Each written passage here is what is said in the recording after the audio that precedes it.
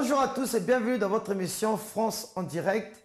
Et aujourd'hui, vous savez que nous sommes là toujours dans une situation de poursuivre nos ennemis, de poursuivre nos objectifs. Et je voudrais vous dire que entre le vouloir et le pouvoir se trouve un long parcours. Et ce parcours, c'est la planification. C'est le projet que nous avons écrit pour l'année 2013, les choses qu'on va conquérir, les choses qu'on va faire, les choses qu'on va poursuivre, les choses qu'on va aller pour prendre possession. Et c'est écrit. Ça, c'est la parole qu'on doit avoir à l'intérieur de nous. C'est écrit. Alors, pour tous ceux qui nous regardent, vous êtes les bienvenus. Et vous savez que dans le centre d'accueil, nous avons les capacités. Et si vous êtes intéressé, alors vous pouvez venir faire votre part. Mais nous savons que si vous voulez, vous pouvez. Alors, on va revenir pour la suite de cette émission. Et je vous dis à tout à l'heure. Donc, bonjour, je m'appelle Christelle, ça fait 4 mois que je suis au centre d'accueil. Donc avant d'arriver au centre d'accueil, en fait si vous voulez ma vie, bon ça allait, j'avais pas de gros problèmes financiers, j'avais pas des envies de suicide ou quoi que ce soit. J'avais juste en fait un rêve, un projet que j'arrivais pas en fait à concrétiser, à réaliser. Donc j'étais un peu frustrée par rapport à ça, un peu triste. Donc donc mon projet était de partir aux États-Unis, à l'étranger, voilà, parler l'anglais couramment. C'était vraiment mon rêve, c'était vraiment ce que je voulais parce que ça pouvait m'ouvrir des portes au niveau des emplois, de job et tout. Et donc quand je suis arrivée au centre d'accueil, donc c'était un lundi, c'était sur le propos tout ce qui était vie financière. J'ai vraiment, en fait, j'ai vraiment aimé, j'ai vraiment adhéré, j'ai mis en pratique en fait ce que le pasteur disait. Il y avait un propos qui disait que voilà, tout est possible à celui qui croit, l'impossible devient possible, il faut prendre des risques et ça tombait vraiment dans mon jardin. J'ai vraiment mis en pratique ce que le pasteur disait. J'ai donné des offrandes, ma dîme et en fait, bizarrement à mon travail, parce que je travaillais à Direct Énergie, il y a eu, Dieu a ouvert la porte, il y a eu un licenciement économique, donc un plan social. Donc qui dit licenciement économique dit indemnité de licenciement, donc c'était un bon moyen pour moi de financer mon projet. Donc je me suis dit, ça peut être l'opportunité pour concrétiser mon projet. Donc j'ai réfléchi et je me suis dit, ah non, il faut vraiment la saisir. Donc je me suis portée volontaire parce que c'était sur le mode du volontariat. Donc mon dossier a été accepté. Donc du coup, tout s'est enchaîné. Donc j'ai pu payer mon école à New York. Donc, et ensuite, j'ai obtenu mon visa. J'avais déterminé qu'au plus tard, le 25 août, j'allais obtenir mon visa et ça n'a pas loupé. Le 25, c'était un samedi, j'ai obtenu mon visa étudiant. Donc j'étais vraiment contente. Et donc là, je pars à New York. Je reste 9 mois et je suis très contente. Et j'ai vraiment persévéré. J'ai vraiment cru à mon projet, à mes rêves, et c'est ce que je voulais depuis longtemps et je suis vraiment contente et je sais que sans Dieu j'aurais pas pu, j'étais vraiment fidèle, j'ai vraiment cru et l'impossible devient possible surtout et il faut croire et donc merci Seigneur. Alors nous voici de retour sur le plateau de France en direct et nous avons notre invitée ici, Madame Alvenea. Bonjour Madame Alvenea. Bonjour. Alors comment vous êtes arrivée dans le centre d'accueil? Quand vous êtes arrivée, comment était votre état? J'étais bizarre, voilà. Une personne bizarre? Si, une personne bizarre parce que je n'avais pas une telle confiance en moi. Je connaissais la parole de Dieu, mais c'est comme si je ne connais pas. Donc vous avez connu la parole de Dieu, mais vous n'avez pas une confiance en vous? Exactement, je n'ai pas confiance. Savoir une chose ou y pratiquer autre chose. C'est ça que je n'avais à faire.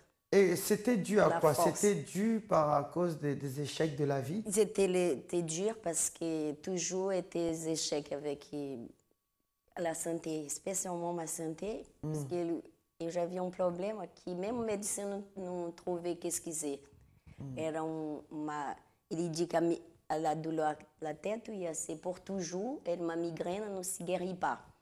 Autre chose que j'avais un grand ventre, il dit que cela est... jamais, je fais tous les examens, je ne savais pas qu'est-ce que c'est. Donc, vous avez fait tous les examens. Tous les examens, et je fais tous les examens, mais jamais il découvre qu'est-ce qui c'est. Je fais des scanners, je fais du... Enfin, tout. Tous les scanners. Donc, vous êtes venu avec on va dire, une migraine constante. Oui, ma migraine, ma maladie. Et que je ne peux pas même dire, parce que je saignais.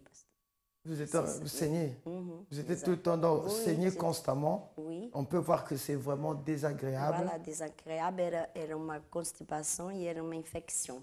Uma infecção, ele dit qu'il y avait uma infecção, tinha que faire uma opération, mais je fais essa opération, mais ne changeait rien. Donc, je n'ai pas découvert qu'est-ce que c'est. Un sac de maladie. Exact.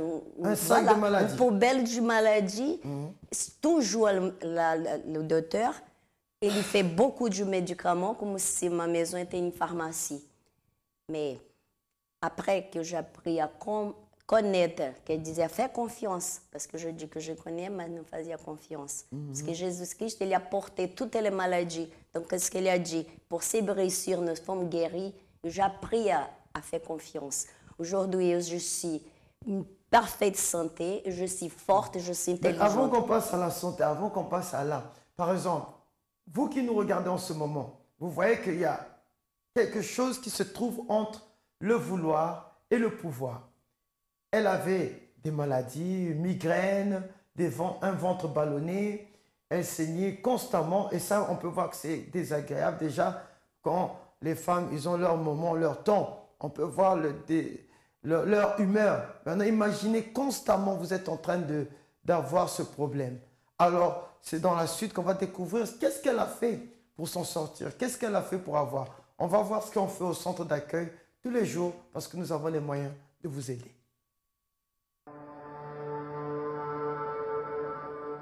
Quand je suis arrivée au centre d'accueil, j'avais beaucoup de dettes. Ma vie financière était chaotique. J'étais vraiment par terre dans la poussière. Et je ne savais pas comment faire pour m'en sortir. Et j'ai demandé à Dieu de me donner la direction. Et lors d'une campagne d'Israël, lorsqu'ils ont annoncé la campagne d'Israël, je me suis lancée. Et comme sacrifice, j'avais seulement le montant de mon loyer que j'ai sacrifié sur l'autel de Dieu. Et Dieu a répondu parce qu'il m'a permis de rembourser la dette de loyer que j'avais, parce que j'avais même eu une lettre d'expulsion. Et le même propriétaire qui voulait m'expulser, lui-même a décidé de m'accorder un prorata. Donc la dette a été divisée entre le conseil régional et le propriétaire et tout était rentré dans l'ordre. Alors du côté professionnel, j'avais demandé à Dieu de ne plus travailler le week-end parce que je suis dans le milieu médical et ça commençait à devenir un peu difficile. Je pouvais échanger de temps en temps avec les collègues, mais à la longue, ça devenait pénible et personne ne voulait plus échanger de week-end avec moi. Et ça m'embêtait de ne pas être à l'église pour pouvoir suivre mes propos comme je devais le suivre.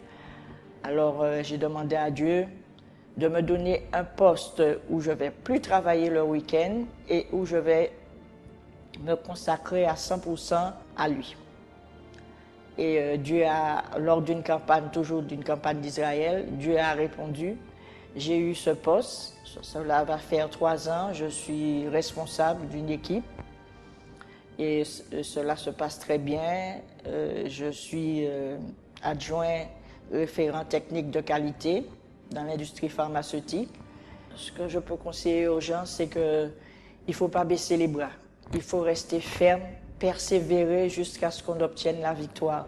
La campagne d'Israël, je suis devenue une femme de sacrifice. Chaque fois qu'il y a un sacrifice, je saisis l'opportunité et je me lance. Sans pouvoir savoir comment je vais faire, Dieu me révèle toujours ce que je dois faire et j'ai toujours la victoire.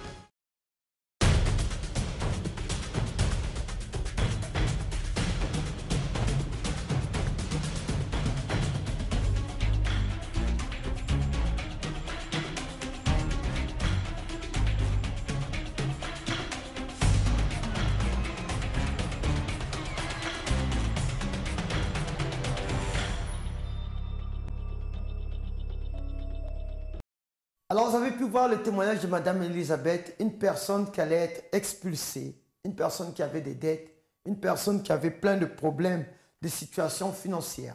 Mais elle voulait s'en sortir. Et vous aussi, vous voulez vous en sortir.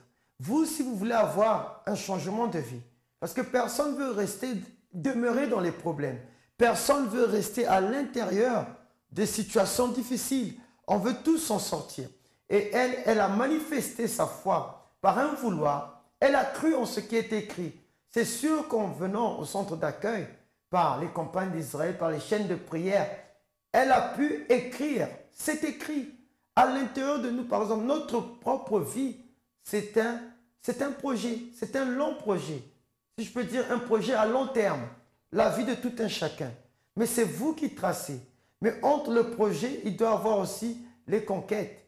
Entre le projet, il doit y avoir aussi la matérialisation de ce que vous avez écrit. Alors, mettez sur papier, parce que sur le centre d'accueil, c'est ce que nous faisons. C'est ce que nous sommes en train de faire de cette année 2013, que toute personne qui va y participer, alors c'est sûr et certain que vous allez avoir ce changement, cette transformation. Alors, il y a Madame Elisabeth qui a donné son témoignage. Qui sera le prochain? Peut-être vous allez être le prochain, parce que nous avons les capacités, si vous le voulez.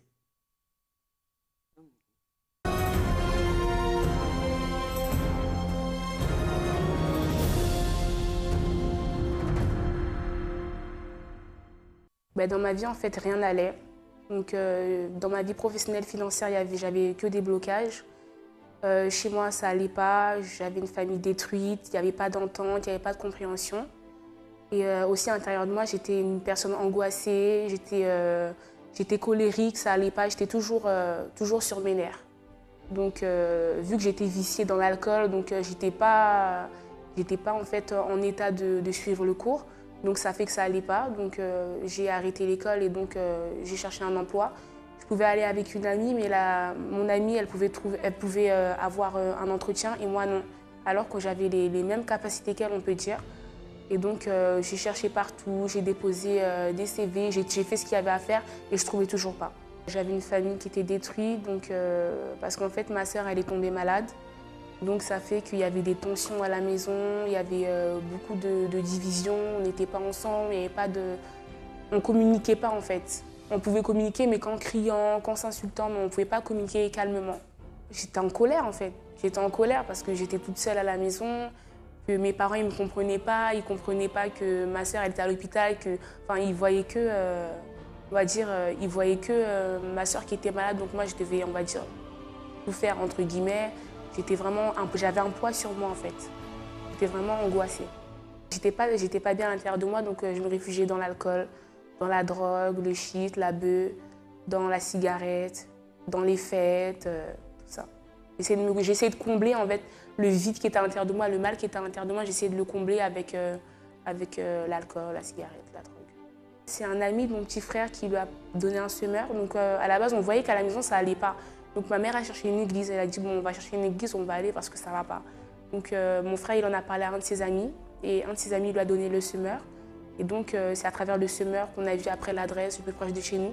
Et donc on s'est rendu un dimanche. Au centre d'accueil il y a beaucoup de chaînes de prière. Donc j'ai assisté le lundi, j'ai assisté aussi le jeudi pour la famille et aussi le vendredi pour la délivrance. Donc on a fait les chaînes de prière, donc ma vie professionnelle, bon, je pouvais avoir des entretiens, mais ça c'était toujours un peu, il y avait toujours en fait ces blocages-là. Il y avait toujours encore un peu. Et j'ai aussi fait les chaînes de prière de délivrance. Un moment ça allait, un moment ça allait pas, un moment j'allais pas. Donc ça fait qu'au final, j'avais pas ma vraie délivrance. Donc après, j'ai entendu parler de la campagne d'Israël. Donc on m'a expliqué qu'il fallait sacrifier nos tours pour le tour de Dieu, que notre vie elle pouvait changer, que voilà, je pouvais être une fille différente. Et donc je me suis dit que voilà, que cette campagne-là, c'était l'opportunité pour moi d'être une fille différente justement, d'être heureuse, d'être en paix, d'avoir une vie correcte, on va dire. Et donc je me suis lancée dans cette campagne-là. J'étais vraiment déterminée, mais il y a vraiment des moments où j'avais l'impression d'avoir plus de force. Il y a des moments où vraiment j'hésitais vraiment parce que pour moi, j'avais beaucoup de persécutions dans les pensées, il y a dans mes pensées, j'avais des pensées qui me disaient non, ça ne va pas changer, ça ne sert à rien de sacrifier, tu vas tout perdre, fais pas ça, tu n'auras plus ça. Et c'est vrai que j'ai beaucoup douté. J'ai vraiment beaucoup douté pendant la campagne, elle a duré 3 semaines. Pendant 1 semaine et quelques, presque 2 semaines, j'étais dans le doute. Donc c'est vraiment à la dernière semaine que j'ai dit non. Là, vraiment, j'étais révoltée, je ne pouvais pas accepter. Donc j'étais vraiment révoltée, donc je me suis dit non, à la dernière semaine, j'ai vraiment donné mon tout. C'est-à-dire j'ai jeûné, j'ai sacrifié financier, le sacrifice spirituel, j'ai vraiment fait le tout pour ma délivrance parce que je ne pouvais pas continuer angoissée, lourde avec ce poids, je ne pouvais pas continuer comme ça. Et puis j'ai déposé mon sacrifice en disant à Dieu, c'est écrit dans ta parole, que celui qui cherche le royaume des cieux, tout lui sera donné ensuite. Donc je me suis dit, voilà, là pour l'instant, je veux ma délivrance, je veux vraiment être avec toi, donc ouvre les portes. Aujourd'hui, on va dire j'ai une vie exaucée, et une vie réalisée. Donc j'ai trouvé un emploi, donc c'est quelque chose qui me plaît. Donc j'ai trouvé un emploi, donc ça fait 6 mois que j'ai trouvé cet emploi-là. Donc maintenant je suis indépendante. Je ne dépends plus de mes parents ou de quelqu'un d'autre. Je dépends vraiment de moi-même. À l'intérieur de moi, je suis en paix. J'ai la joie, je suis en paix, voilà. Je suis bien à l'intérieur de moi avec moi-même. J'ai appris à être sincère en fait avec moi-même, à être vraie en fait. À pas être hypocrite, à être vraie. Et ma famille, ça va. Il y a de l'entente, il y a l'harmonie, voilà. Tout va bien, il n'y a pas de problème. On s'entend bien avec mes parents, on parle plus, on reste plus ensemble avec ma mère. Donc voilà.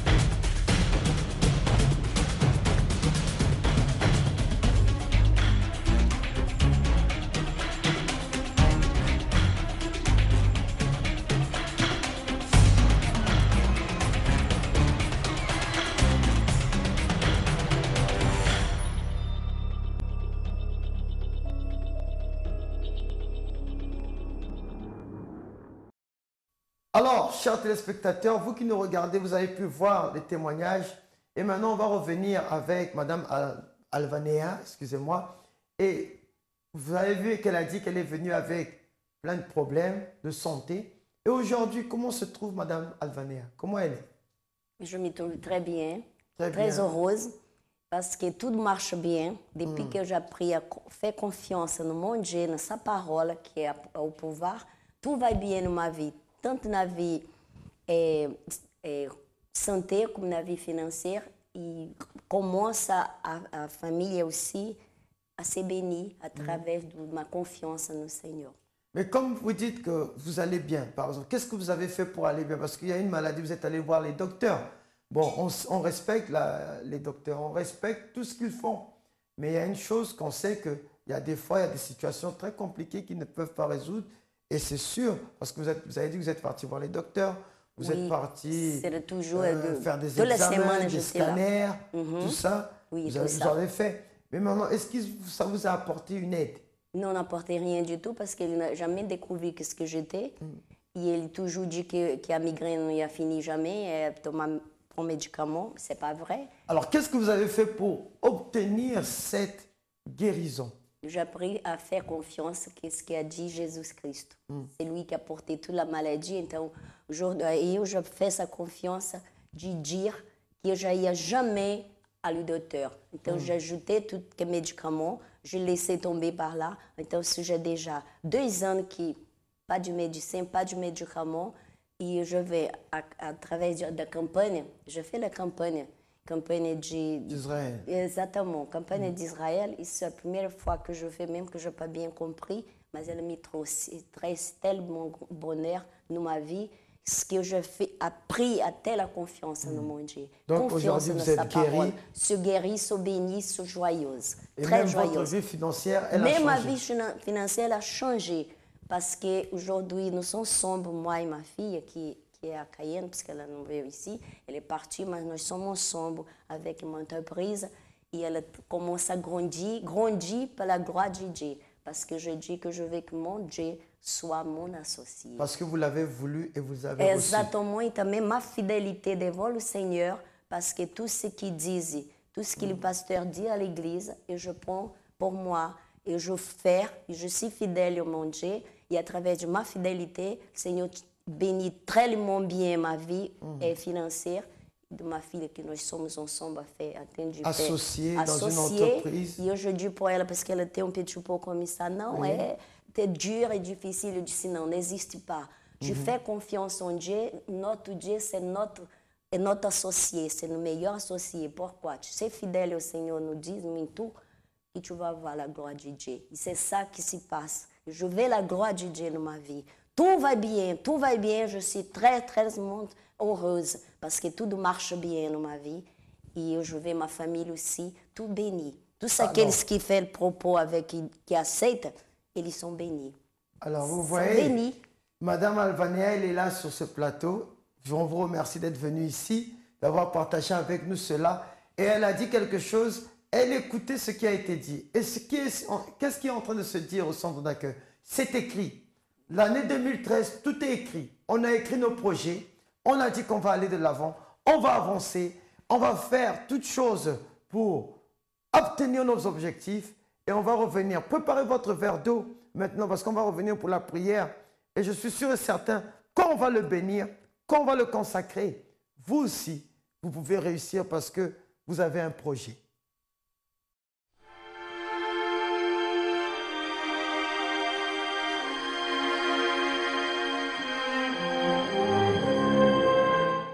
Seigneur Jésus, nous te présentons tout d'abord et nous te remercions d'avoir béni toutes les personnes qui ont témoigné, toutes les personnes qui ont donné leur tout, qui se sont avancés devant toi avec certitude, avec l'esprit de vouloir, et ils l'ont reçu. Alors toi qui nous diriges, qui nous guides, on te demande de consacrer ce verre d'eau, de bénir ce verre d'eau. Et toutes les personnes qui peut-être dans les années passées, précédentes, qu'ils ont eu des échecs, des blocages, des barrages, alors que cette personne soit libre, délivrée, que tout ce qui l'a empêché d'avancer, de prendre possession de cette terre, que cette personne puisse s'en sortir, qu'elle puisse aller de l'avant, qu'elle puisse prendre possession de cette terre. Oui, de cette terre de ce vouloir, ce bonheur, cette joie, cette santé, cette prospérité. Parce que nous savons que c'est ça. Et même dans tout ce que nous faisons, c'est toi qui nous diriges. Alors je te remets cette situation entre tes mains et je sais que tu l'as déjà résolue. Buvez de cette eau.